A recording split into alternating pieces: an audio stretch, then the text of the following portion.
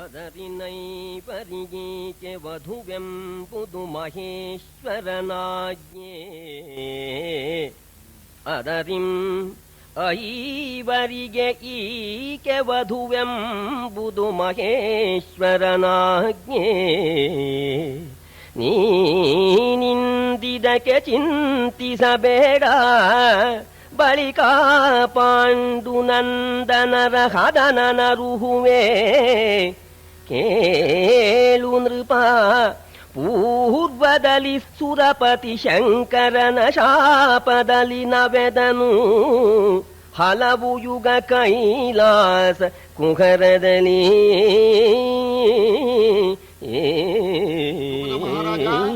ಪರಮೇಶ್ವರ ವರ ಕೊಟ್ಟಿರುವುದರಿಂದ ಈ ದ್ರೌಪದಿಗೆ ಆ ಪಾಂಡವರು 5 ಜನ ಪತಿಗಳಾಗಿದ್ದಾರೆ. ಆ ಪಾಂಡವರ ವಿಚಾರನೂ ಕೂಡ ನಾನು ಸ್ವಲ್ಪ ಹೇಳ್ತೇನೆ. ಅವರು ಯಾರು ಅಂತ, ಅವರಿಗೂ ಇವರಿಗೂ ಏನು ಸಂಬಂಧ ಬೇಕಲ್ಲ. 5 ಜನ ಪತಿಗಳು ಆ ಪಾಂಡವರು. ಅವರ ಕಥೆ ಹೇಳ್ತೇನೆ, ನೀನು ಕೇಳು ಅಂತ ಇನ್ನೊಂದು ಕಥೆ ಹೇಳ್ತಾರೆ. ಪರಮೇಶ್ವರ ಸಿದ್ಧಿ ರತಿ ಎರಡೂ ನಿನಗೆ ಉಂಟಾಗತ್ತೆ ಅಂತ ಹೇಳಿಬಿಟ್ಟು ಆ ನಾರಾಯಣಿಯನ್ನ, ನೋಡು ನೀನು ಸೀದಾ ಹೋಗು, ಗಂಗಾ ನದಿ ದಡದಲ್ಲಿ ನೀ ಕೂತ್ಕೋ, ಅಲ್ಲೊಬ್ಬ ಮನುಷ್ಯ ಬರ್ತಾನೆ, ಅವನ್ ಕರ್ಕೊಂಡು ಬಾ ಅಂತ ಪರಮೇಶ್ವರ ಅಪ್ಪಣೆ ಮಾಡ್ದ. ಆ ನಾರಾಯಣಿ ಹೋಗ್ಬಿಟ್ಟು ಗಂಗಾ ನದಿ ದಡದಲ್ಲಿ ಕೂತ್ಕೊಂಡಿರ್ತಾಳೆ. ಆ ಸಂದರ್ಭದಲ್ಲಿ ಸಮಸ್ತ ದೇವತೆಗಳು ಕೂಡ ಯಾಗ ಮಾಡ್ತಾ ಇದ್ದಾರೆ, ಸತ್ರಯಾಗ. ಆ ಯಾಗಕ್ಕೆ ಇಂದ್ರನೂ ಬಂದ. ಆ ಯಾಗಕ್ಕೆ ಬಂದಾಗ ಗಂಗಾ ತೀರದಲ್ಲಿ ಕೂತ್ಕೊಂಡಿದ್ದ ದೇವೇಂದ್ರ. ಆ ಕೂತ್ಕೊಂಡಿದ್ದಾಗ ಬಂಗಾರದ ಕಮಲ ತೇಲ್ ಬಂತು ಆ ಗಂಗೆಯಲ್ಲಿ. ಇಂದ್ರನಿಗೆ ಆಶ್ಚರ್ಯವಾಯ್ತು, ಬಂಗಾರದ ಕಮಲ ಯಾಕೆ ತೇಲ್ ಬಂತು, ಇದನ್ನು ನೋಡೋಣ ಅಂತ. ಮೇಲಿಂದ ತಾನೇ ಬಂದಿದ್ದು, ಯಾಕೆ ಬಂತು ನೋಡೋಣ ಅಂತ ಮೇಲಕ್ಕೆ ಹೋದ. ಮೇಲಕ್ಕೆ ಹೋದಾಗ ಆ ಗಂಗಾ ನದಿ ದಡದಲ್ಲಿ ಒಬ್ಳು ಮುನಿಕನ್ನಿಕೆ, ಅವಳು ಕಣ್ಣೀರು ಸುರಿಸ್ತಾ ಕೂತ್ಕೊಂಡಿದ್ಲು. ಅವಳೇ ನಮ್ಮ ನಾರಾಯಣಿ. ಅವಳ ಕಣ್ಣಲ್ಲಿ ನೀರು ಬಂದಾಗ ಆ ಕಣ್ಣೀರಿನಿಂದ ಕಮಲ ಆಗೋದು. ಕೇಳ್ದ ಇಂದ್ರ, ಸರಿ ನೀನು ಯಾರು, ಮುನಿ ಕುಮಾರಿ ಯಾಕೆ ಕಾಣ್ತಾ ಇದೀಯಾ, ಯಾಕೆ ಅಳ್ತಾ ಇದ್ದೀಯಾ ಅಂತ ಕೇಳ್ದ. ಕೇಳೋಣ. ಆಗ ಅವಳು, ಪರಮೇಶ್ವರ ಅಷ್ಟೇ ಹೇಳಿದಾನೆ, ಅವನು ಬರ್ತಾನೆ, ನೀನು ಯಾರು ಅಂತ ಕೇಳ್ತಾನೆ, ಅವನ್ ಕರ್ಕೊಂಬ ಅಂತ. ಆಗ ಇಂದ್ರ, ನೋಡು ನನ್ನ ವಿಷಯ ನಿನ್ಗೆ ತಿಳಿಬೇಕಾದ್ರೆ ನನ್ನ ಜೊತೆಲಿ ನೀನು ಬರಬೇಕು ಹಿಮವತ್ ಪರ್ವತಕ್ಕೆ ಅಂತ ಅಂದ್ಲು. ಇವು ಹಿಂದ್ ಹೋದ, ಅವಳು ಮುಂದೆ ಹೋದ್ಲು. ಹೋದ್ರೆ ಅಲ್ಲಿ ಹಿಮವತ್ ಪರ್ವತ ಪಕ್ಕದಲ್ಲೇ ಕೈಲಾಸ. ಪರಮೇಶ್ವರ ಪಾರ್ವತಿಯೊಡನೆ ಪಗಡೆ ಆಡ್ತಾ ಇದ್ದ. ಸರಿ ಇವಳು ಹೋದ್ಲು, ಕೈ ಮುಗಿದ್ಲು, ಕರ್ಕೊಂಡ್ಬಂದಿದ್ದೀನಿ ಅಂತ. ಈ ಇಂದ್ರ ಹೋದ, ನಿಂತ್ಕೊಂಡ. 3 ಲೋಕಕ್ಕೆ ಅಧಿಪತಿ ಅಲ್ಲ, ನಿಂತ್ಕೊಂಡ್ಬಿಟ್ಟ. ಅವರು ಪಗಡೆ ಆಡ್ತಾ ಇದ್ದಾರೆ, ಉಮಾಶಂಕರರು. ಈ ಕಡೆ ನೋಡ್ಲೇ ಇಲ್ಲ, ಸಿಟ್ಕೊಂಡ್ಬಿಡ್ತೀವಿ ನಿಮಗೆ ಅಲ್ಲ, 3 ಲೋಕದ ಅಧಿಪತಿ, ನಾನು ಬಂದಾಗ ಬನ್ನಿ ಸ್ವಾಮಿ ಕೂತ್ಕೊಳ್ಳಿ ಅಂತ ಹೇಳಿಲ್ವಲ್ಲ ಅಂತ. ನಾನು ಬಂದಿದ್ದೇನೆ, 3 ಲೋಕದ ಅಧಿಪತಿ, ಸರಿಯಾದ ಗೌರವ ಕೊಡಿ ಅಂತ ಅನ್ನಂತೆ. ಆಗ ಸರಿ ಪರಮೇಶ್ವರ ನೋಡಿದ, ಇದು ಅಹಂಕಾರದ ಮಾತು, ಅಹಂಕಾರದಿಂದ ನಾನು ಗೌರವ ಕೊಡಬೇಕು ಅಂತ ನೋಡ. ಆಗ ಈ ನಾರಾಯಣಿಗೆ ಹೇಳಿದ, ಅವನ್ ಹೇಳ್ಕೊಂಬ ಅಂತ. ಅವಳು ಬಂದು ಮುಟ್ಟಿದ್ಲು, ಧಪ್ಪಲು ಬಿದ್ದ ಬಿಟ್ಟ ದೇವೇಂದ್ರ, ಅಹಂಕಾರ ಮಾಡೋಕ್ ಹೋಗಿ. ಸರಿ ಹಾಗೆ ಬಾ ಅಂತ ಅವಳು ಹೇಳಿತಾ ಇದ್ದಾಳೆ, ಬಾರ ಅಂತ ಈ ಪರಮೇಶ್ವರನು ಕೂಡ ಹೇಳ್ದ. ಅಲ್ಲೊಂದು ಗುಹೆ, ಆ ಗುಹೆ ಬಾಗಿಲಿಗೆ ಒಂದು ಕಲ್ಲಿತ್ತು, ಆ ಕಲ್ಲನ್ನು ತೆಗಿ ಅಂತ ಹೇಳ್ದ. ದೇವೇಂದ್ರ ಆ ಕಲ್ಲು ತೆಗೆದ, ಒಳಗೆ ನೋಡ್ತಾನೆ. ಇವನ ಹಾಗೆ ಒಳಗಡೆ 4 ಜನ ಇದ್ರು ಇಂದ್ರರು. ನೀನು ಒಳಗೆ ಹೋಗ್ಬೇಕು ಅಂತ ಹೇಳ್ದ. ಬಳಿಕಲಿಂದ್ರನು ಮರವೆಯಲಿ ಕಳವಳಿಸಲು ಆತಂಗೀತನಂದದಿ ಹಲವು ಯುಗ ಸೆರೆಯಾಯಿತು ರಜತಾಚಲದ ಕುಕರದನಿ ಬಿಲದಲಿ ಪರಿಯೈವರಿಂದ್ರರು ಸಿಲುಕಿದರು ಬಿಲದಲಿ ಪರಿಯೈವರಿಂದ್ರರು ಸಿಲುಕಿದರು ಶಂಕರನ ಖತಿಯಲಿ ಬಳಿಕ ಬಿಡುಗಡೆಯಾಯಿತು ಕಾತ್ಯಾಯನಿಯ ದೆಸೆಯಿಂದ. ನಾರಾಯಣಿ ಜೊತೆಯಲ್ಲಿ ಬಂದ ಇಂದ್ರ, ಅವನು 5ನೇ ಇಂದ್ರ. ಈ ಹಿಂದೆ 4 ಜನ ಇದೇ ರೀತಿ ಅಹಂಕಾರದಿಂದ ವರ್ತಿಸ್ಬಿಟ್ಟು ನಮಗೆ ಸರಿಯಾಗಿ ಗೌರವ ಸಿಗಲಿಲ್ಲ ಅಂತ ಅಂದಾಗ, ಗೌರವ ಕೊಡ್ತೀನಿ ಹೋಗಿ ಒಳಗೆ ಅಂತ ಗುಹಿಗೆ ಅಟ್ಟಿದ್ದ. ನೀವು 5ನೇವನು. ಅಹಂಕಾರದಿಂದ ಹೋದರೆ ಯಾವನಿಗೂ ಶ್ರೇಯಸ್ಸಾಗೋಲ್ಲ. ನಾಸ್ಪಾಕಂ ಜನನಿ ತಥೋಜ್ವಲ ಕುಲ. ನೋಡಿ, ಅಹಂಕಾರದವರು ಇದು ಬ್ರೇಕ್ ಇಲ್ಲದೆ ಇರೋ ಕಾರು ಅಂತ ಒಬ್ರು ಹೇಳಿದ್ರು. ಗರ್ವ ಅಂದ್ರೆ ಏನು ಅಂದ್ರೆ ಬ್ರೇಕ್ ಇಲ್ಲದೆ ಇರೋ ಕಾರು, ಹೋಗುತ್ತೆ ಹೋಗೋವರಿಗೂ. ಏನಾದ್ರು ಹೆಚ್ಚು ಕಮ್ಮಿ ಆದ್ರೆ ಇವೇನು ತಡೆ ಆಗಿಲ್ವಾ, ಹಳ್ಳಕ್ಕೂ ಬೀಳುತ್ತೆ, ಎಲ್ಲಿಗಾರು ಬೀಳುತ್ತೆ. ಬ್ರೇಕ್ ಇಲ್ಲದೆ ಇರೋ ಕಾರು ಅಂದ್ರೂ ಒಂದೇ, ಅಹಂಕಾರ ಅಂದ್ರೂ ಒಂದೇ, ಗರ್ವ ಅಂದ್ರೂ ಒಂದೇ. ಆ ಅಹಂಕಾರಿ ಏನ್ ಹೇಳ್ತಾನೆ ಅನ್ನೋದಕ್ಕೆ ಒಂದು ನಾಟಕದಲ್ಲಿ ಪ್ರಬೋಧ ಚಂದ್ರೋದಿಯಲ್ಲಿ ಅಹಂಕಾರನೇ ಹೇಳ್ತಾನೆ ಪಾತ್ರನಾಗಿ. ಬಹಳ ಚೆನ್ನಾಗಿದೆ ಈ ಪದ್ಯ. ನಾಸ್ಮಾಕಂ ಜನನಿ ತ್ವಥೋಜ್ವಲ ಕುಲ ಸ್ವಚ್ಛೋತ್ರಿಯಾಣಾಂ ಗೃಹಾತ್ ವ್ಯೂಢ ಕಾಚನ ಕನ್ಯಕಾ ಖಲುಮಯ ತೇನಾಸ್ಮಿ ತಾತಾಧಿಕ. ಸ್ವಾಮಿ, ನಮ್ಮ ಅಪ್ಪನಿಗಿಂತ ದೊಡ್ಡವನು ಅನ್ನಂತ ಒಬ್ಬವನು. ಆಗೋದು ಸ್ವಾಮಿ, ನಮ್ಮ ಅಪ್ಪನಿಗಿಂತ ದೊಡ್ಡವನು. ಇದು ಅಹಂಕಾರ ಹೇಳೋ ಮಾತು. ಸ್ವಾಮಿ, ಯಾಕೆ ಹೇಳ್ತೇನೆ ಗೊತ್ತಿದೆಯೇನೋ, ಅಪ್ಪನಿಗಿಂತ ನಾವು ದೊಡ್ಡವನು ಅಂತ ಸುಮ್ಮನೆ ಹೇಳ್ತಾ ಇಲ್ಲ. ನೋಡಿ, ನಮ್ಮ ಮನೆಗೆ ನನ್ನ ಹೆಂಡತಿನೂ ಹೊರಗಿನ ಮನೆಯಿಂದ ಬಂದೋಳು, ನಮ್ಮ ಅಮ್ಮ ಅವಳು ಹೊರಗಿಂದ ಬಂದೋಳು. ನಾನು ಯಾಕೆ ಅಪ್ಪನಿಗಿಂತ ಹೆಚ್ಚು ಅಂತಂದ್ರೆ, ನಮ್ಮ ಅಮ್ಮ ಬಂದಿದ್ದಾರಲ್ಲ ಆ ಮಂಥನಕ್ಕಿಂತ ನಮ್ಮ ಮನೆಯವರು ಬಂದಿದ್ದಾರಲ್ಲ ಆ ಮಂಥನ ದೊಡ್ಡದು. ಮಹಾಶ್ರೋತ್ರಿಯರು, ಅಗ್ನಿಹೋತ್ರ ಇಟ್ಟವರು, ಜಾಗ ಮಾಡಿದವರು. ನಮ್ಮ ಅಮ್ಮನ ಅಪ್ಪನ ಮನೆಯವರು ಅಷ್ಟು ದೊಡ್ಡವರಲ್ಲ. ಆದ್ರಿಂದ ಹೇಳಿ, ನೀವು ಅಪ್ಪನಿಗಿಂತ ಜಾಸ್ತಿ ಅಲ್ವೇನ್ರಿ? ಹೇಳ್ರಿ ಸ್ವಾಮಿ ನೀವು. ತೇನಾಸ್ಮಿ ತಾತಾಧಿಕ. ಆಗ್ಲಿ ಸ್ವಾಮಿ, ಸರಿ. ಹೀಗಿರೋ ಸಂದರ್ಭದಲ್ಲಿ ಏನಾಯಿತು ಅಂತೀರಿ? ಒಂದ್ಸಲ ಒಂದು ವಿಚಾರ ಬಂತು. ಅಸ್ಮಚ್ಛಾಲಕ ಮಿತ್ರ ಮಾತುಲ ಸುತ ಮಿಥ್ಯಾಭಿಶಪ್ತ ಯತಃ. ಅಸ್ಮಚ್ಛಾಲಕ ನಮ್ಮ ಭಾವಮೈದ ಅಂದ್ರೆ ನಮ್ಮ ಹೆಂಡತಿ ತಮ್ಮ, ಅವನಿಗೆ ಒಬ್ಬ ಸ್ನೇಹಿತ. ಅಸ್ಮಚ್ಛಾಲಕ ಮಿತ್ರ ಮಾತುಲ ಸುತ ಅವನ ಮಗಳು. ಅವನಿಗೊಂದು ಇಲ್ಲದೆ ಇರೋ ಒಂದು ಅಪವಾದ ಹೇಳ್ಬಿಟ್ಟು. ಅಪವಾದ ಬಂದಿರೋದು ಯಾರಿಗೆ? ನಮ್ಮ ಭಾವಮೈದನ ಸ್ನೇಹಿತನ ಸೋದರ ಮಾವನ ಮಗಳಿಗೆ. ಅದು ನಿಜವಲ್ಲ, ಸುಳ್ಳೆ ಒಂದು ಅಪವಾದ ಒಂದಿಂದೆ ಮಾಡಿಬಿಟ್ರು. ಯೋಚನೆ ಮಾಡಿದೆ ನಾನು, ಈ ಹೆಂಡತಿಯನ್ನ ನಾನು ಇಟ್ಕೋಬಹುದೇ ಬಿಡಬಹುದೇ? ಬಂದ್ಬಿಡ್ಸಲ್ಲ ಅಲ್ಲಿ ನಮ್ಮ ಭಾವಮೈದ, ಅವನ ಸ್ನೇಹಿತ, ಅವನ ಮಾವ, ಅವನ ಮಗಳು, ಅವಳಿಗೆ ಇಲ್ಲದೆ ಇದ್ದಿದ್ದು ಬಂದಿದೆ ಅಂದಮೇಲೆ ನಮ್ಮನೆಯವಳನ್ನು ನಾನು ಇಟ್ಕೊಳ್ಬಹುದೇ? ನೋಡಿದೆ, ಇಟ್ಕೋಬಾರದು. ಇದು ನಮ್ಮ ಘನತೆ ಕಮ್ಮಿ ಅಂತ ಹೇಳಿ ಬಹಳ ಪ್ರೀತಿ ಇದ್ರು ಕೂಡ ಹಾಗು ಅಂತ ಓಡಿಸ್ಬಿಟ್ಟೆ ಸ್ವಾಮಿ ಅಂತ ಹೇಳಿದಂತೆ. ಅಸ್ಮಚ್ಚಾಲಕ ಮಿತ್ರ ಮಾತುಲ ಸುತ ಮಿಥ್ಯಾಭಿಶಪ್ತ ಯತಃ ತತ್ಸಂಪರ್ಕ ವಶಾತ್ ಪ್ರೇಯಸ್ಯ ಬಿ ಗೃಹಿಣಿ ಪ್ರೋಚಿತ. ಪ್ರೀತಿ ಇದ್ದು ಬಿಟ್ಬಿಟ್ಟೆ ಅಂತ ಇದು ಅಹಂಕಾರದ ಮಾತು. ಈ ಹಿಂದೆ 4 ಇಂದ್ರರು ಹೀಗೆ ಮಾಡಿದ್ರು. ಈಗ ನಾರಾಯಣಿ ಕರ್ಕೊಂಡ್ಬಂದವನು 5ನೇ ಇಂದ್ರ. ನೋಡಯ್ಯ ಅಂತಂದ ಪರಮೇಶ್ವರ. ನೋಡಿದ, ಹೋಗುವಲ್ಲಿಂದ. ಅಯ್ಯೋ ಹೋಗ್ಲಾರೆ ಅಹಂಕಾರ ತಕ್ಕ ಪ್ರಾಯಶ್ಚಿತ್ತ ಆಗ್ಬೇಕು ಅಂತ ಹೋದ. 5 ಜನ ಒಳಗೆ ಕೂತ್ಕೊಂಡ್ರು. ಅಷ್ಟೋ ಕಾಲ ಕಳೀತು. ಅಹಂಕಾರ ಸವಿಬೇಕಲ್ಲ. ಆಮೇಲೆ ನಮ್ಮ ತಾಯಿ ಮಾತೃ ಕಾತ್ಯಾಯಿನಿ ದೇವಿ ಅಮ್ಮನಿಗೆ ಬಹಳ ಕರುಣ. ಆ ಇಂದ್ರನ ಸಂಕಟ ನೋಡಲಾರ್ದೇನೆ ಸಾಕೋ ಶಿಕ್ಷೆ, ಅವ್ರನ್ನ ಬಿಡಿಸ್ಬಿಡಿ ನೋಡ. ಗೌರಿ, ನಿನ್ ಶಿಫಾರಸು ಆಯ್ತಾ? ಬಿಡಿಸ್ಬಿಡ್ತೀನಿ. ಅಲ್ಲ, ಬಿಡುಗಡೆ ಆಯ್ತು ಕಣ ನಿಮಗೆ ಅಂತ. ಆಮೇಲೆ ಗೌರಿಯ ಶಿಫಾರಸಿನಿಂದ ಆ 7 ಜನ ಇಂದ್ರನಿಗೂ ಕೂಡ ಬಿಡುಗಡೆ ಆಯ್ತು. ಜನಿಸುವುದು ನೀವೈವರಿಂದ್ರರು ಮನುಜ ಲೋಕದೊಳರಸು ಕುಲದಲ್ಲಿ. ಜನಿಸುವುದು ನೀವೈವರಿಂದ್ರರು ಮನುಜ ಲೋಕದೊಳರಸು ಕುಲದಲ್ಲಿ. ವನಿತೆ ನಿಮ್ಮೈವರಿಗೆ ಅಹಳೊಬ್ಬಳೆ ನಿಧಾನವಿದು ಎನಲು ನಡುಗಿದರು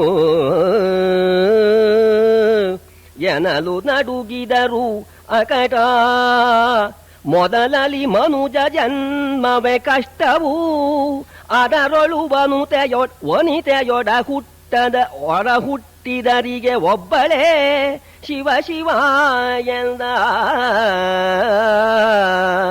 ಪರಮೇಶ್ವರ ಪಾರ್ವತಿ ಶಿಫಾರಸಿನಿಂದ 5 ಇಂದ್ರರನ್ನು ಬಿಡುಗಡೆ ಮಾಡಿ, ನೀವು ಭೂಲೋಕಕ್ಕೆ ಹೋಗಬೇಕು. ಭೂಲೋಕದಲ್ಲಿ ರಾಜನ ಮಗನಾಗಿ ನೀವು ಹುಟ್ಟಬೇಕು. ನಿಮ್ಮಿಂದ ಭೂಲೋಕದಲ್ಲಿ ಅನೇಕವಾದ ಕಾರ್ಯಗಳು ನಡೆಯಬೇಕಾಗಿದೆ. ಆಗ ರಾಜನ ಮಕ್ಕಳಾಗಿ ನೀವು ಹುಟ್ಟಿದಾಗ ನಿಮ್ಮ 5 ಕೂಡ ಒಬ್ಬಳು ಹೆಂಡತಿ ಆಗ್ತಾಳೆ ಅಂತ ಪರಮೇಶ್ವರ ಹೇಳೋಣ. ನಡಿಗೆ ಬಿಟ್ರು. ಮನುಷ್ಯ ಜನ್ಮವೇ ಕಷ್ಟ. ಅದರಲ್ಲಿ 5 ಜನಕ್ಕೆ ಒಬ್ಬಳು ಹೆಂಡತಿ ಅಂತಂದ್ರೆ ನಾವು ಪೂರೈಸೋ ಹಾಗಿಲ್ಲ. ಇದು ನರಕಕ್ಕೆ ಹೋಗೋ ಮಾರ್ಗ. ಪರಮೇಶ್ವರ, ನೀನು ಈ ರೀತಿ ಹೇಳಬಾರದು. ಕರುಣಿಸಬೇಕು. ಮನುಷ್ಯ ಜನ್ಮ ಕಷ್ಟ. 5 ಒಬ್ಬಳು ಪತ್ನಿ ಅಂತಂದ್ರೇನು, ಬೇರೆ ವಿಧವಾಗಿ ನಮಗೆ ಅನುಗ್ರಹ ಮಾಡಬೇಕು ಅಂತ ಬೇಡ್ಕೊಳ್ತಾ ಇದ್ದಾರೆ ಅವರು. ಹರಕರತ್ರಾಯ ಸ್ವ ಕರುಣಾಕರ ಮಹಾದೇವ. ಈ ದುರಂತದ ನರಕ ಭಾಜನ ಮುಚಿತವೇ. ನಿಮ್ಮಂಘ್ರಿ ದರ್ಶನಗೆ ಕರುಣಿಸೈ ಮತ್ತೊಂದು ಪರಿಯಲಿ ವರವನು ನೀ ಕರುಣಿಸೈ ಮತ್ತೊಂದು ಪರಿಯಲಿ ವರವನು ಎನೆ ನಸುನಗುತ ಗೌರಿ ವರನು ತಿಳುಗಿದನು ಐವರಿಂದ್ರರಿಗೆ ಅರಸ ಕೇಳೆಂದ. ದೇವದೇವೋತ್ತಮ, ನಮ್ಮನ್ನ ಕಾಪಾಡಬೇಕು. ನಿನ್ನೆ ದರ್ಶನ ಮಾಡಿದವರಿಗೆ ಸಕಲ ಪಾಪವೂ ನಾಶವಾಗಿ ಶ್ರೇಯಸ್ಸಾಗಬೇಕು. ನಿನ್ನ ಅಪ್ಪಣೆ ಆಗ್ತಾ ಇದೆ, ಮನುಷ್ಯರಾಗಿ ಹುಟ್ಟಿ 5 ಜನಕ್ಕೆ ಒಬ್ಬಳು ಪತ್ನಿ ಬೇಡ. ಇಂಥ ನರಕಕ್ಕೆ ಕಾರಣವಾಗಿರ್ತಕ್ಕಂಥ ಆ ಮನುಷ್ಯ ಜನ್ಮ 5 ಒಬ್ಬಳು ಪತ್ನಿ ಅಂತ ಅನ್ನೋದು ಇದು ಬೇಡ. ಪರಮೇಶ್ವರ ಬೇರೆ ವಿಧವಾಗಿ ಅನುಗ್ರಹಿಸಬೇಕು. ಈಗ ನರಕಪ್ರಾಪ್ತಿ ಆಗ್ತಕ್ಕಂಥ ಅವಕಾಶ ಬಂದ್ಬಿಟ್ಟಿದೆ ಅಂತ ಹೇಳಿ 5 ಜನ ಇಂದ್ರರು ಕೂಡ ಬೇಡಿಕೊಳ್ಳೋಣ. ಆಗ ಪರಮೇಶ್ವರ ಖೇಡತನವೇಕೆ ಎಲ್ಲನಿತು ಖಯ ಖೋಡಿಗಿದರೊಳಗಿಲ್ಲ ಮುನಿವಧು ಬೇಡಿದಳು ಪೂರ್ವದಲ್ಲಿ ವರವನು ಪಂಚವಾಕ್ಯದಲ್ಲಿ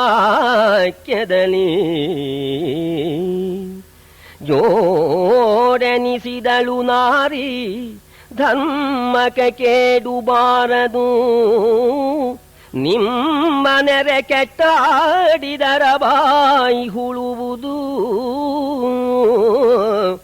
ನಿಮ್ಮನೆರೆ ಕೆಟ್ಟಾಡಿದರ ಬಾಯಿ ಹುಳುವುದೆಂದನು ಬಾಲ ಶಶಿಮೌಳಿ.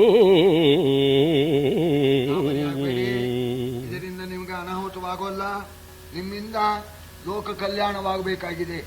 ಪರಮಾತ್ಮ ಅವತಾರ ಮಾಡ್ತಾನೆ ಶಿಷ್ಟ ಪರಿಪಾಲನಕ್ಕಾಗಿ. ಆ ಪರಮಾತ್ಮನಿಗೆ ನೀವು ಸಹಾಯ ಮಾಡಬೇಕು. ಸಹಾಯ ಮಾಡಿ ಲೋಕ ಕಲ್ಯಾಣ ಮಾಡಿ ಪುನಃ ನೀವು ಇಂದು ಲೋಕಕ್ಕೆ ಹೋಗಬೇಕಾಗಿದೆ. ಆದ್ರಿಂದ ಇದರಿಂದ ನಿಮಗೆ ಯಾವ ವಿಧವಾಗಿರ್ತಕ್ಕಂಥ ತೊಂದರೆಯೂ ಇಲ್ಲ. ಆ ನಿಮ್ಮ 5 ಕೈ ಹಿಡಿಯತಕ್ಕಂಥ ಹೆಂಡತಿ ಅವಳು ಸಾಮಾನ್ಯಳಲ್ಲ.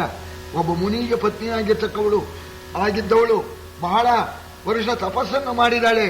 ಅಂಥವಳು ನಿಮ್ಮನ್ನ ಕೈ ಹಿಡಿತಾಳೆ. ಆದ್ರಿಂದ ನಿಮ್ಮ ಧರ್ಮಕ್ಕೆ ಯಾವ ವಿಧವಾದ ತೊಂದರೆನೂ ಬರೋಲ್ಲ ಅಂತ ಹೇಳಿ ಪರಮೇಶ್ವರ ಇನ್ನೊಂದು ಮಾತು ಹೇಳ್ತಾ ಇದ್ದಾನೆ. ಯಾರು ನಿಮ್ಮ ವಿಷಯದಲ್ಲಿ ಕೆಟ್ಟ ಮಾತಾಡ್ತಾರೋ ಅವ್ರ ಹುಳ ಬೀಳಲಿ. ನಿಮ್ಮನ್ನ ಧ್ಯಾನ ಮಾಡಿರ್ತಕ್ಕವರಿಗೆ ಸಕಲ ಶ್ರೇಯಸ್ಸು ಉಂಟಾಗಲಿ ಅಂತ ಹೇಳಿ ಪರಮೇಶ್ವರ ವರವನ್ನು ಕಲಿಸಿದ. ಲೋಕ ಕಲ್ಯಾಣಕ್ಕೋಸ್ಕರ ನೀವು ಅವತಾರ ಮಾಡಬೇಕು ಅಂತ. ಧರ್ಮೋ ವಿವರ್ಧತಿ ಯುಧಿಷ್ಠಿರ ಕೀರ್ತನೇನ ಪಾಪಂ ಪ್ರಣಶ್ಯತಿ ವೃಕೋದರ ಕೀರ್ತನೇನ ಶತ್ರುರ್ವಿನಶ್ಯತಿ ಧನಂಜಯ ಕೀರ್ತನೇನ ಮಧ್ಯೇಸುತವು ಕಥಯತ ನಭವಂತಿ ಮೃಗಾ. ಪ್ರಾತಃ ಕಾಲದಲ್ಲಿ ಅದಕ್ಕೆ ಸ್ಮರಣೆ ಮಾಡ್ತೀವಿ. ಈ ಪ್ರಕಾರವಾಗಿ ಹೇಳಿದ. ಹೇಳಿದ ಮೇಲೆ ಅವರು ಕೂಡ ಒಪ್ಕೊಂಡ್ರು. ಆಗ ಆ ನಾರಾಯಣಿ ಹೇಳಿದ್ರು, ನಾನು ಮನುಷ್ಯರಿಂದ ಜನ್ಮ ಪಡೆಯೋದಕ್ಕೆ ನನಗೆ ಇಷ್ಟ ಇಲ್ಲ ಅಂತ ನೋಡ. ಹಾಗಾದ್ರೆ ನೀವು ಅಗ್ನಿಯಲ್ಲಿ ಹುಟ್ಟು ಅಂತ ಹೇಳಿ ಪರಮೇಶ್ವರ ಅವನಿಗೆ ಹೇಳಿದ. ಅದಕ್ಕೆ ಅಗ್ನಿಯಲ್ಲಿ ಹುಟ್ಟು ಬರೋದು. ಇವರೆಲ್ಲ ನಾವು ದೇವತೆಗಳ ವಂಶದಿಂದ, ಯಮ ವಾಯು ಇಂದ್ರ ಅಶ್ವಿನಿ ದೇವತೆಗಳ ವಂಶದಿಂದ ನಾವು ಹುಟ್ಟು ಹಾಗಾಗಬೇಕು ಇವರು ಕೇಳ್ಕೊಂಡ್ರು. ಹಾಗೆ ಆಗಲಿ ಅಂತ ಪರಮೇಶ್ವರ ಹೇಳಿದ. ಎನೆಹಸಾದದಲ್ಲಿ ಇಂದು ಶೇಖರನನು ಸುರೇಂದ್ರರು ಬೀಳುಕೊಂಡರು. ಜನಿಸಿದರು ಬಳಿಕಿವರು ಮಹಿಯಲಿ ಮರ್ತ್ಯರೂಪಾಗಿ. ನಿನಗೆ ಮಗಳೀ ವನಿತೆ, ನಿನಗೆ ಮಗಳೀ ವನಿತೆ ಕುಂತಿಯ ತನುಜರಿವರಳಿ ಎಂದಿರೆ ನೀನೆನಿತು ಧನ್ಯನೋ, ನೀನೆನಿತು ಧನ್ಯನೋ ಶಿವಾಯನುತ ತಲೆದೂಗಿದನು ಮುನಿಪ.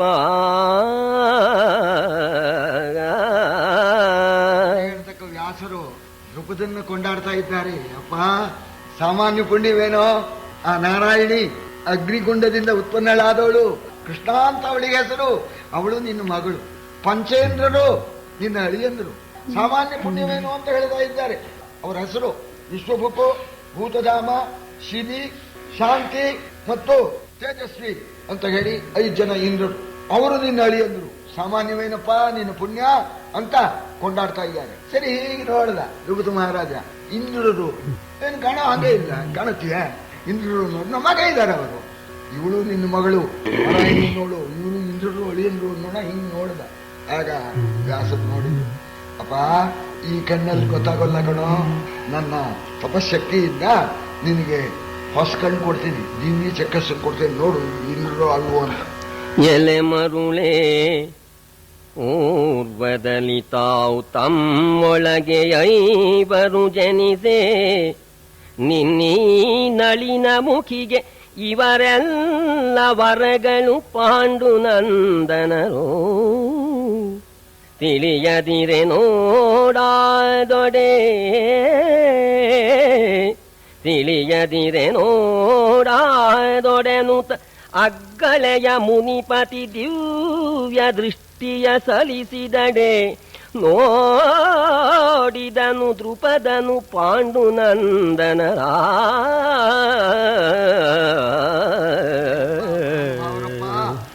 ಈ ಸುಂದರಿ ನಿನ್ನ ಮಗಳು, ನಿನ್ನ ಭಾಗ್ಯಕ್ಕೆ ಎಣೆ ಇದೆಯೇನಪ್ಪ ಅಂತ ಅಂದು, ಅಪ್ಪ ನಿನ್ ಕಾಣೋದಿಲ್ಲ, ಯಾಕೋ ದಿವ್ಯ ದೃಷ್ಟಿ ಕೊಡ್ತೇನೆ, ನೋಡು ಇವರು ಮಾನವರೇ ಇಂದ್ರರೇ ಅಂತನ್ನೋದನ್ನ ನೋಡು, ನಿನ್ನ ಮಗಳನ್ನು ನೋಡು, ಸಾಮಾನ್ಯ ಸ್ತ್ರೀ ಅವಳು, ಸ್ವರ್ಗ ಲಕ್ಷ್ಮಿಯೇ ಅಂತನ್ನೋದನ್ನ ನೋಡು ಅಂತ ಹೇಳಿ ದಿವ್ಯ ದೃಷ್ಟಿಯನ್ನು ಕೊಟ್ಟರು. ದ್ರುಪದ ಮಹಾರಾಜ ನೋಡ್ತಾ ಇದ್ದಾನೆ, ಅಳಿಯಂದ್ರು ಪಾಂಡವರು ಇಂದ್ರರಾಗಿ ಕಾಣ್ತಾ ಇದ್ದಾರೆ. ಹೇಗಿರ್ತಾರ ಅವರು ಇಂದ್ರ? ಮೆರೆವ ದೇಹ ಪ್ರಭೆಗಳಲ್ಲಿ ಮಿರು ಮಿರುಪ ದಿವ್ಯಾಭರಣ ಕಿರಣದ ತುರುಗಿನಲಿ, ತನಿ ಹೊಳೆವ ದಿವ್ಯಾಂಬರದ ಕಾಂತಿಯಲಿ,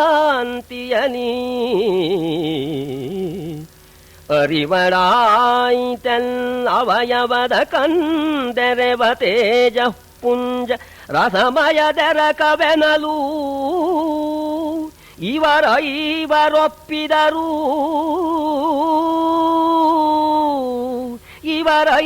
ಇವರೊಪ್ಪಿದರು ಇಂದ್ರ ತೇಜದಲ್ಲಿ. ಕಾಣ್ತಾ ಇದ್ದಾರೆ ತೇಜಪುಂಜ, ತೇಜಸ್ಸನ್ನ ಕರಗಿಸಿಬಿಟ್ಟು ಈ ವಿಗ್ರಹ ಮಾಡಿದಾಗ ಕಾಣ್ತಾ ಇದೆಯಂತೆ. ದಿವ್ಯಾಭರಣ, ದಿವ್ಯ ಕಾಂತಿ, ದಿವ್ಯ ದೇಹ, ಅವರನ್ನ ನೋಡ್ತಾ ನೋಡ್ತಾ ಆನಂದ ಹೆಚ್ಚಾಗ್ತಾ ಇದೆ. ನೋಡಿದ ಮಾತ್ರಕ್ಕೇನೆ ಎಲ್ಲ ನನ್ನ ಭಾಗ್ಯಕ್ಕೆ ಸಮಾನವೇ ಇಲ್ಲ. ವ್ಯಾಸರು ಮುಂದಿಷ್ಟೆಲ್ಲ ಹೇಳಿದ್ರು, ಇಲ್ಲದಿದ್ರು ಗೊತ್ತಾಗ್ತಾ ಇರಲಿಲ್ಲ. ಈ ಇಂದ್ರರನ್ನು ನೋಡ್ಬಿಟ್ಟೆ ಅಂತ ಮೈಯಲ್ಲಿ ರೋಮಾಂಚ, ಕಣ್ಣುಗಳಿಂದ ಆನಂದ ಬಾಷ್ಪ. ವ್ಯಾಸರನ್ನು ಹೊಗಳಿದ, ಸ್ವಾಮಿ ನಿಜವಾಗೂ ನೀವು ಮಹನೀಯರ ಸ್ವಾಮಿ, ನನ್ನ ಚಿಂತೆ ನೋಡಿ ಬಂದು ನನ್ನನ್ನು ಉದ್ಧಾರ ಮಾಡಿದ್ರಿ, ಮಹಾಜ್ಞಾನಿಗಳು ನೀವು ಅಂತ ಕೊಂಡಾಡ. ಆಗ ವ್ಯಾಸರು ಕೊಂಡಾಡೋದಿರಲಿ, ನೋಡು ಒಂದು ವಿಷಯ, ಏತದ್ ದೇವ ರಹಸ್ಯಂತೆ ಶ್ರಾವಿತಂ ರಾಜಸತ್ತಮ, ಇದು ದೇವರಹಸ್ಯ ಅಂತ. ನಿನಗೆ ಸಂಶಯ ಬಂತು ಅಂತ ಹೇಳಿ ನಿವಾರಣೆ ಮಾಡೋದಕ್ಕೋಸ್ಕರ ನಾನು ಈ ದೇವರಹಸ್ಯವನ್ನು ಹೇಳಿದ್ದೇನೆ. ನಾಖ್ಯಾತವ್ಯಂ ಕಸ್ಯಚಿದ್ವೈ ದೇವಗುಹ್ಯಮಿದಂ ಯತಃ, ಬಹಳ ಗುಟ್ಟು ಇದು ದೇವರಹಸ್ಯವಾದ್ದರಿಂದ ಯಾರಿಗೂ ಹೇಳಬಾರದು ಅಂತ ಒಂದು ಮಾತು ಹೇಳಿ, ಇನ್ನೂ ಒಂದು ಮಾತು ಜೊತೆಯಲ್ಲಿ ವ್ಯಾಸರು ಹೇಳ್ತಾ ಇದ್ದಾರೆ. ನಾಯಂ ವಿಧಿ ಮಾನುಷಾಣಾಂ ವಿವಾಹೇ, ಪಾಂಡವರು 5 ಜನ ಒಬ್ಬಳನ್ನ ಮಾಡ್ಕೊಂಡ ಹಾಗೇನೆ ನಾವು 5 ಜನ ಸೇರಿ ಒಬ್ಬಳನ್ನ ಮಾಡ್ಕೊಂಡೋಣ ಅಂತ ಹೋಗೋದು, ಹೀಗೆಲ್ಲ ಮಾಡಬಾರ್ದಪ್ಪ. ನಾಯಂ ವಿಧಿಗಿ ಮಾನುಷಾಣಾಂ ವಿವಾಹೇ, ಮನುಷ್ಯರಲ್ಲಿ ಇಂಥ ವಿಧಿ ನಡೆಯಕೂಡುದು. ಅವರು ದೇವಾಹ್ಯತೆ ದ್ರೌಪದಿ ಚಾಪಿ ಲಕ್ಷ್ಮೀ, ಅವರು ಪಂಚೇಂದ್ರರು, ಪಂಚಪಾಂಡವರು ಅಂದ್ರೆ ಪಂಚ ಇಂದ್ರರು. ಆ ದ್ರೌಪದಿ ಅಂದ್ರೆ ಸ್ವರ್ಗಲಕ್ಷ್ಮಿ, ಸ್ವರ್ಗಲಕ್ಷ್ಮಿ ಇಂದ್ರರನ್ನ ಪಡೆಯಬೇಕು. ಪ್ರಾಕರ್ಮಣ ಸುಕೃತಾತು ಪಾಂಡವಾನಾಂ ಪಂಚಾನಾಂ ಭಾರ್ಯ ದೇವದೇವ ಪ್ರಸಾದ, ಪಾಂಡವರ ಪುಣ್ಯದಿಂದ ಆ ಪಂಚಪಾಂಡವರಿಗೆ ಸ್ವರ್ಗಲಕ್ಷ್ಮಿ ಪತ್ನಿಯಾಗಿದ್ದಾಳೆ ಅಂತ. ಅರಸ ಕಂಡೈ ನರಪತಿಗಳು ಸುರಪತಿಗಳು, ಅರಸ ನರಪತಿಗಳು ಸುರಪತಿಗಳು, ಮನದ ಸಂಶಯ ಹರಿದುದೇ ಹಳಿವಿಲ್ಲಲೇ ಲೇಸಾಗಿ ನೋಡೆನಲು. ಪರಮರ್ಷಿ ನೀ ಪುಣ್ಯದಲ್ಲಿ ಗೋಚರಿಸಿದೈ, ಪರಮರ್ಷಿ ನೀ ಪುಣ್ಯದಲ್ಲಿ ಗೋಚರಿಸಿದೈ, ನಿಮ್ಮಡಿಯ ನೇಮವ ಶಿರದೊಳಾಂತೆನು ಧನ್ಯತಾನೆಂದು ಅರತ ಕೈ ಮುಗಿದ. ಕೇಳ್ತಾ ಇದ್ದಾರೆ ವ್ಯಾಸ. ನರಪತಿಗಳೋ ಸ್ವರ್ಗಪತಿಗಳೋ ನೋಡು ನೋಡ ಸ್ವಾಮಿ, ಸಂಶಯ ಪರಿಹಾರವಾಯಿತು. ನನ್ನ ಪುಣ್ಯದಿಂದ ತಾವು ದಯಮಾಡಿಸಿದಿರಿ, ಧನ್ಯನಾದೆ. ತಾವು ಹೇಳಿದಂತೇನೆ ನಾನು ಕನ್ಯಾದಾನಕ್ಕೆ ಸಿದ್ಧನಾಗಿದ್ದೇನೆ ಅಂತ ವ್ಯಾಸರಿಗೆ ನಮಸ್ಕಾರ ಮಾಡೋಣ. ಆಗ ಕಶ್ಯಪ, ನೋಡು, ನಾನು ಬದರಿಕಾಶ್ರಮದಿಂದ ಈ ತೀರ್ಥನ ತಗೊಂಡ್ಬಂದ್ಬಿಟ್ಟಿದ್ದೇನೆ, ದಾರಿ ಎಳೆಯೋದಕ್ಕೆ ಕಳಿಸೋದಕ್ಕೆ ತಂದ್ಬಿಟ್ಟಿದ್ದೇನೆ. ಬಾಕಿ ಎಲ್ಲ ಸಿದ್ಧ ಮಾಡು, ಮುಹೂರ್ತ ಬೇಗ ಇದೆ, ಜಾಗ್ರತೆ ಸಿದ್ಧ ಮಾಡು ಅಂತ ಹೇಳಿ ಅವರು ಹೇಳಿದ್ದಾರೆ. ಏನು ಮಹಾರಾಜರ ಮನೆ, ಏನು ತಾಪತ್ರ ಇವೆ, ಎಲ್ಲ ಸಿದ್ಧವಾಗಿತ್ತು, ಎಲ್ಲ ಏರ್ಪಾಟಾಗಿದೆ ಎಂದು ಪುರೋಹಿತರಾದ ಧೌಮ್ಯರು, ಪಾಂಡವರ ಪುರೋಹಿತರು ಧೌಮ್ಯರು ಬಂದರು. ಆ ಕಡೆ ಪುರೋಹಿತರು, ಹೆಣ್ಣಿನ ಕಡೆ ಪುರೋಹಿತರು ಕಶ್ಯಪರು, ಇನ್ನೂ ಋಷಿಗಳು, ಬ್ರಾಹ್ಮಣರು ಎಲ್ಲ ಸೇರಿದರು. ಈ ಮದುವೆ ಅಂತಂದ್ರೆ ಮದುವೆ ಒಳಗೆ ಎರಡೂ ನಡೀಬೇಕು. ಶಾಸ್ತ್ರದಂತೆ ಏನೇನು ವಿಧಾನಗಳು ನಡೀಬೇಕೋ ಅದೇ ರೀತಿ ಕೆಲವು ಸಂಪ್ರದಾಯಗಳಿದೆ. ಆ ಸಂಪ್ರದಾಯನೂ ಶಾಸ್ತ್ರದಾಗ ಆಗ್ಬಿಟ್ಟಿದೆ. ಸಂಪ್ರದಾಯ ಬಿಟ್ಟರು ಅದು ಹೋಗ್ಬಿಡ್ತು ಇದು ಹೋಗ್ಬಿಡ್ತು ಅಂತ. ಇದರಲ್ಲಿ ಒಬ್ಬೊಬ್ಬರಲ್ಲಿ ಒಂದೊಂದು ಥರ ಸಂಪ್ರದಾಯ ಇದೆ. ಕೆಲವರಲ್ಲಿ ಆ ವಧುವರ ದರ್ಶನ ಆದಾಗ ಜೀರಿಗೆ ಬೆಲ್ಲ ಹಾಕಬೇಕು ಅಂತ, ವಧುವಿನ ತಲೆ ಮೇಲೆ ವಧುವರನ ತಲೆ ಮೇಲೆ ಹಾಕ್ಬೇಕಂತೆ. ಆ ತೆರೆ ಹಿಡಿದಿರ್ತಾರೆ ಅಂತ ಪಟ ತೆಗೆದುಕೊಂಡೆ ಹಾಕ್ಬೇಕಂತೆ. ಅದರಲ್ಲಿ ಒಂದು ವಾಡಿಕೆ ಹೇಳ್ತಾರೆ, ಯಾರ ಕೈ ಮುಂದಾಗತ್ತೋ, ಯಾರು ಮುಂಚೆ ಹಾಕ್ತಾರೋ ಅವ್ರು ಗೆಲ್ತಾರೆ, ಅವ್ರ ಅಧೀನವಾಗಿ ಇವರು ಇರ್ತಾರೆ ಅಂತ. ಅದು ಎರಡೂ ಸಮಾನ. ಈಗ ಹೆಣ್ಣಿನ ಕೈ ಮುಂದಾದರೂ ಕೂಡ ಇವ ಸಂತೋಷ, ನಮ್ಮ ಮನೆಯೊಳಗಿದ್ದ ನಡೀಲಿ ಅಂತಾನೆ ಆ ಸಂದರ್ಭದಲ್ಲಿ. ಅದೊಂದು ಸಂಪ್ರದಾಯ. ಇದು ಎಲ್ಲ ಸಂಪ್ರದಾಯಾನುಸಾರವಾಗಿಯೂ ಈ ಏನೇನು ಮದುವೆ ಕ್ರಮಗಳಿದೆಯೋ ಅದೆಲ್ಲ ಆಗಬೇಕು. ಈಗೇನು ಇಲ್ವೇ ಇಲ್ಲಲ್ಲ. ಈಗೆಲ್ಲ ಒಂದು 3 ಗಂಟೆ ಒಳಗೆ ಬಂದು ಕಲ್ಯಾಣ ಮಂದಿರಕ್ಕೆ ಅವರು ಆ ಕಡೆಯಿಂದ ಬಂದರು, ಇವರು ಈ ಕಡೆಯಿಂದ ಬಂದರು, ಮದುವೆ ಆಯಿತು, ಹುಡುಗಿನ ಕರ್ಕೊಂಡು ನಾವು ಹೋದ, ಇವ್ರು ಮನೆಗೆ ಹೋದ್ರು. ಹಿಂದೆಲ್ಲ ಹಾಗಿಲ್ವಲ್ಲ, ಅನೇಕ ವಿಧವಾದ್ದೆಲ್ಲ ಇತ್ತು. ಆ ವಿನೋದಗಳು, ಅರಿಶಿನ ಎಣ್ಣೆ ಅದು ಇದು ಅಂತ ಏನೆಲ್ಲ ಮಾಡೋರು. ಬೇಡ ಅಂತಂದ್ಬಿಟ್ರೆ ಕೆಲವರು ಅಂದ್ಬಿಡೋರು ಮುದುಕರು, ಅದೆಲ್ಲ ಬೇಡ್ರಿ ಅಂತ.